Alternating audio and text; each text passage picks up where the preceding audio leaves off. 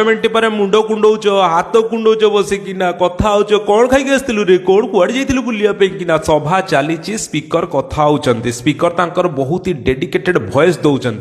तमें किंतु तमर काम स्टार्ट कर सारे अरे तमें केमती पब्लिक स्पीकर बनब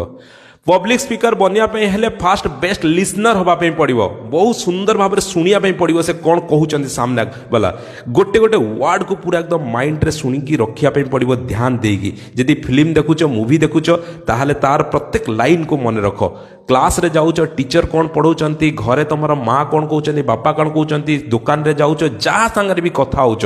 पूरा ध्यान देकी शुण कि से कौन कहवाई चाहूँगी साइलेंट होगी जो गोटे गोटे कथा कर शुणब ताहले तुम गोटे बेस्ट पब्लिक स्पीकर हो पार सेकेंड फास्ट टिप्स मोर यहाँ कि जे तुम फास्ट गोटे बेस्ट लिसनर हुओ सेकेंड टिप्स थर्ड टिप्स आने वाला वीडियो रे कौन कौन मुझे टिप्स देवाई जानापी चाहूँ पेज को फॉलो कर बहुत ही सुंदर वीडियो देवाई